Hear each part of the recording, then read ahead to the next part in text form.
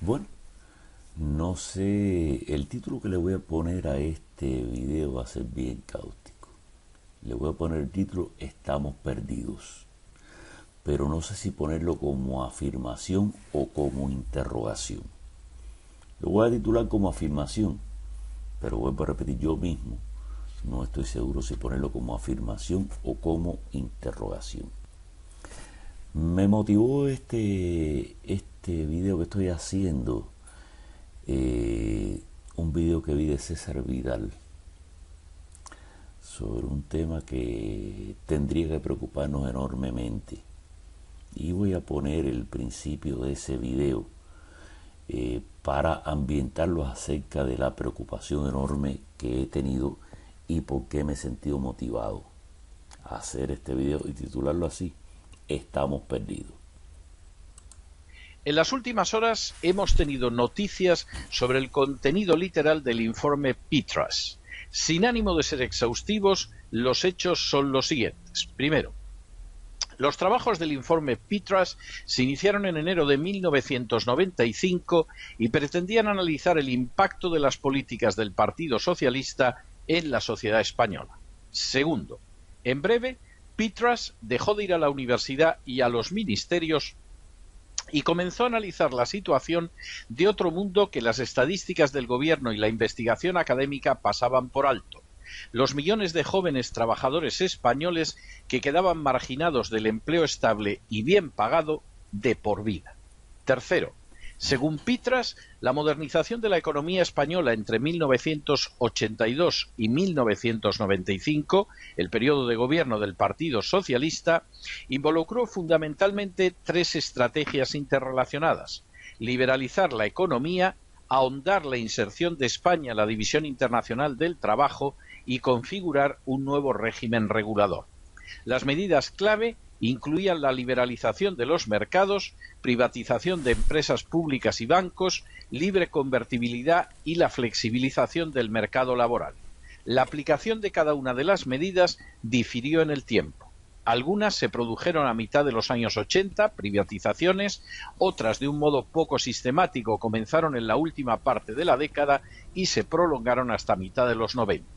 A la estrategia de liberalización la acompañó, siendo causa tanto como consecuencia, la creciente inserción de España en la División Internacional del Trabajo, en particular como miembro a todos efectos de la Comunidad Europea. Cuarto, según los resultados a los que llegó Petras, la integración implicaba fundamentalmente especialización, desde el momento que España solo era capaz de competir con éxito en un número limitado de áreas. En particular, la inserción de España en la División Europea del Trabajo tuvo por resultado la expansión de los servicios, especialmente del turismo, y un declive relativo de la industria. En otras palabras, España quedó fuera de la competencia industrial, en teoría porque no estaba a la altura, y centró su economía en los servicios y en especial el turismo. Quinto, Petras también llegó a la conclusión de que la práctica común del capital foráneo, europeo en la mayoría de los casos, fue adquirir empresas españolas, mientras que no hubo apenas participación española en compañías extranjeras. El resultado en muchos casos fue la conversión de España en una plataforma de exportación de mano de obra a compañías multinacionales de capital extranjero. Esa inserción creciente de España en la División Internacional del Trabajo vino acompañado de la emergencia de un nuevo régimen regulador. Sexto, de acuerdo con Petras, bajo el nuevo régimen regulador, los actores principales son prestamistas extranjeros, directores de 7 bancos multinacionales, altos funcionarios de la Comunidad Europea y funcionarios públicos, elegidos o no, vinculados a las redes internacionales. El nuevo régimen regulador y el proceso de acumulación que éste dirige ha tenido dos impactos principales. Primero, ha facilitado la desindustrialización de la economía y la ascendencia de la economía de servicios. Segundo, ha fomentado la desnacionalización de la economía y la ascendencia del capital de propiedad extranjera. Séptimo, esta evolución económica se produjo porque, a diferencia de lo que sucede en otras naciones, en el contexto español, liberalización no significa desregulación o ausencia de reglas que gobiernen la economía, ni significa tampoco la eliminación de la intervención estatal. Lo que implica más bien es un cambio en las reglamentaciones que facilita la expansión del capital extranjero, el crecimiento de los servicios y mayores prerrogativas del personal directivo en el puesto de trabajo. Octavo, esas acciones que cambiaron el rumbo de la economía se consumaron en gran parte vía decreto ley, cosa que ha favorecido las estructuras estatistas autoritarias a expensas de la sociedad civil y la consulta pública. El resultado ha sido que la corrupción a gran escala ha impregnado el sistema político, minando la ciudadanía. Noveno, las medidas económicas impulsadas por los gobiernos socialistas, con su énfasis en la privatización y en la flexibilidad laboral, conducen al aumento del trabajo eventual, a un declive de la organización social y a mayores disparidades de renta entre el capital y el trabajo. La liberalización y el nuevo régimen regulador fortalecen a los empresarios sobre los trabajadores, al capital extranjero sobre el nacional, a los servicios, banca, especulación, bienes inmobiliarios y turismo sobre el capital productivo, industria, agricultura y minería. El nuevo régimen regulador es inclusivo por lo que se refiere a multinacionales y banqueros extranjeros y excluyente con respecto a los trabajadores y productores locales. Décimo, entre las consecuencias de esa política económica estuvo el hecho de que la inserción de España en la División Europea del Trabajo aumenta el desempleo porque la industria española no es competitiva, al tiempo que la especialización en el sector de los servicios incrementa las desigualdades entre el capital financiero y los trabajadores mal pagados de los servicios. Aumenta el turismo junto con el empleo estacional mal pagado, lo que ensancha las disparidades entre regiones y clases. Undécimo, el contraste con otras épocas de la historia de España es inquietante. Según el informe Pitras, para la generación mayor el empleo no era un problema grave y una vez se estaba empleado, aquello era, si uno quería, de por vida, siempre que uno no infringiera las reglas políticas del régimen de Franco. De este modo, en fin, como vemos, es un corte rápido de lo que el neoliberalismo globalizador le trajo a España, pero más aún un corte rápido de lo que el neoliberalismo globalizador le ha traído a todos los países del mundo, incluido Estados Unidos, y es la razón de ser por la que Donald Trump triunfa.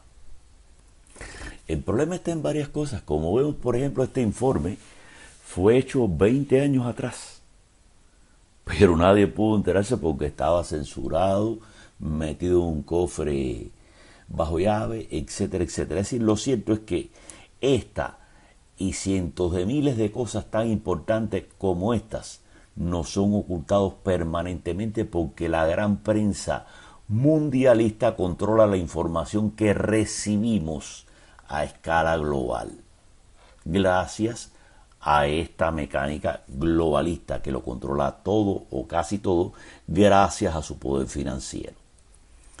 En fin, es decir, el documental es un poquito más grande, dura 28 minutos y nada más que puse unos cuantos minutos delante para orientarlos a ustedes y poner mi parte en este caso. Pero como vemos es algo estándar, estable, se repite nación a nación y todas las naciones se quejan exactamente de lo mismo. Esto ocurrió, este informe salió en 1995, pero bueno, estuvo ocultado.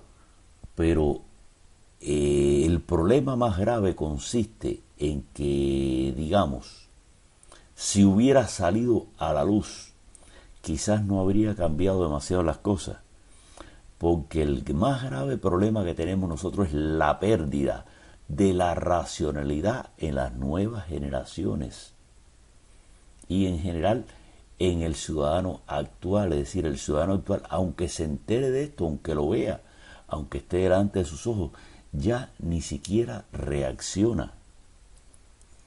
Y ahí es donde está el grave problema. Las democracias como tales ya prácticamente están de adorno. Es decir, son mecanismos formales, pero que no son capaces de escuchar a sus nacionales. Es decir, este internacionalismo ha vuelto nulas las protestas nacionales, los clamores nacionales, los intereses nacionales. Todas estas cosas ya son nulas realmente, y ninguna de estas élites encaramadas para servir al gran poder mundialista está interesado en responder a los pueblos, sino nada más que al poder mundialista que les paga. Los gobiernos han sido convertidos sencillamente en administradores de las naciones, no en personas o grupos de personas o élites que necesitan responder a los intereses de sus pueblos. Sencillamente ahora responden a estos clanes internacionales y queda como algo ritual los mecanismos electivos democráticos, que al final terminan sirviendo para poco o para muy poco. No vamos a decir para nada, porque en sus residuos todavía estamos hablando nosotros, o está hablando César Vidal. Es decir, si esto fuera ya la debacle total, pues ni siquiera estas voces pudieran ser escuchadas. Pero realmente, aún siendo escuchadas, bueno, pues tienen bien poca influencia. Es decir, César Vidal ha dicho ahí lo que tenía que decir. Yo ahora estoy tratando de enfatizar lo que tengo que decir, pero nadie nos va a escuchar. Tan sencillo como eso. O muy pocos. Y esos pocos se rascarán la cabeza, se mirarán para los lados, quizás alguno converse con otro, se mirarán al espejo, pero de ahí para adelante, desdichadamente, no mucho más. Y ahí es donde está el gravísimo problema, que no actuamos frente a las realidades. Estamos tan atomizados, nos han atomizado tanto, que ya no podemos tener sentido de grupo. Por cierto, en este video de César Vidal también se narra muy bien la mecánica por la cual ha sido destruido el sentido de grupo en la sociedad. Ya estamos realmente que no saludamos ni al vecino del frente de nuestra casa. Así ha llegado la atomización social. Aparte de que por una parte existen religiosos de no sé qué, religiosos de no sé cuánto, que si testigos de Jehová, que si no sé quién, que si ideólogos de no sé cuánto, que si opinadores de no sé más cuánto, que si analistas políticos, y todo el mundo diciendo su mentira, en lugar de decir la verdad, que es cosas como esta, que es en lo que debiera enfatizarse y es lo que debiera servir para nuclear y movilizar a la población. Así pues, vuelvo a repetir, como no puedo medir exactamente cuánto de dignidad humana queda en residuo todavía, no puedo decir si este título desagradable que he buscado es válido o no. ¿Estamos perdidos? ¿Es una pregunta? ¿O estamos perdidos? Es ya una afirmación categórica. No lo sé. Realmente no tengo forma de medir la dignidad residual que queda en el ser humano, y por lo tanto no sé dónde estamos ya en ese aspecto. Pero pueden estar seguros que si el ser humano sigue de forma pasiva, si no es hoy, es mañana, llegaremos a lo peor. Bueno, en otros capítulos seguiremos.